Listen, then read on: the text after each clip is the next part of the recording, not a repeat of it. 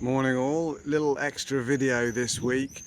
Yesterday I spent best part of an hour I think chatting to Mike Raine for his Bikepacking podcast.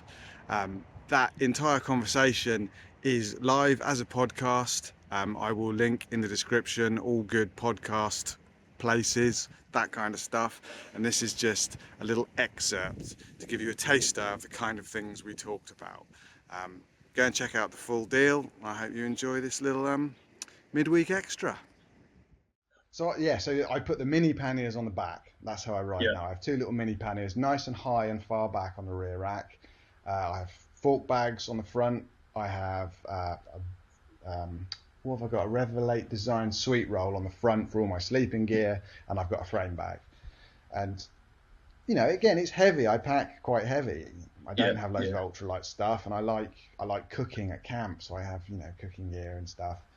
And all of the arguments, I'm going to go off into my own personal rant here. All of the arguments that people give against riding with panniers are not true. You can do hike a bike. My feet never touch my panniers. I never bash them when I'm pushing my bike up a hill.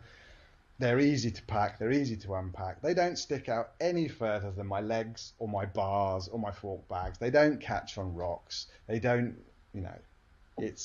that's the one thing which that's the hill I will die on and have done in many a Reddit argument, is that, that whole, oh, you're not bike packing if you're using panniers. Yeah, oh, come on, really? Really? No, that's just daft, isn't it? Of course, ultimately it's what works for you, but it's also, I want to emphasise that it's what works for you, because it's not what you've seen somebody else using or seen a picture of or what's cool. So, if you've got a hard tail, I just don't get the seat pack thing at all, but it's definitely the fashion, isn't it? Is it fashion or is it real? What are people really doing? And I think it's a sad thing, because it's the same thing with, I guess, with any kind of something which starts quite niche and grows. Bikepacking's got really popular, or it appears to me that it has done, judging by Reddit and the internet and things. And it seems to be that as something becomes more popular, it becomes more kind of people write the rules, whether by design or just by it happening. And the new people come into it and they see there's rules. And so more and more now you see all these people, again on Reddit mostly, saying, is this bike packing? Am I doing it right? And sometimes they're joking, but sometimes they're genuinely like, can I bike pack on this bike?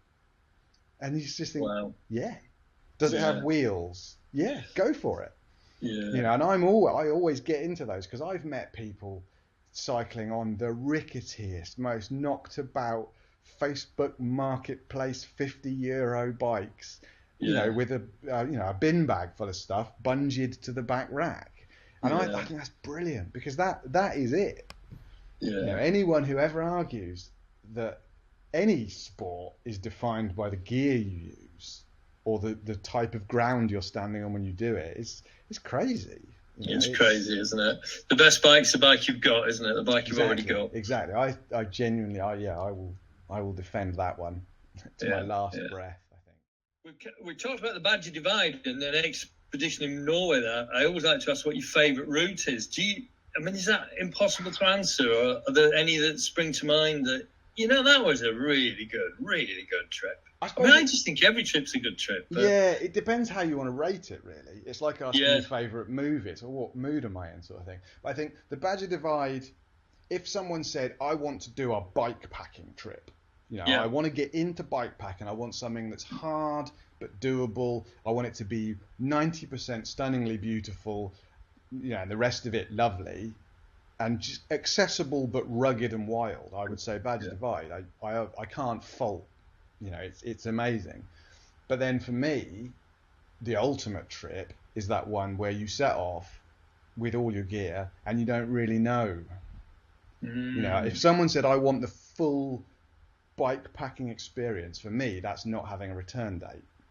Yeah. That's being able to say, I'm roughly heading for Nordkap, or I'm roughly heading for the most southerly point of Spain or something, and I've got 6 months.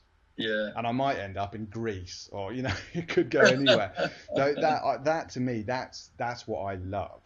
Yeah. Those trips, they don't come along very often, you know, and a lot of people will never be able to do that, you know, understandably so. But that feeling, if you can, you know, build in enough days into a trip that you can just say, I'm kind of going here. I've got a route, but you know, I might freestyle it a bit. I might stop here. Maybe I'll do 100 kilometers. Maybe I'll do 30.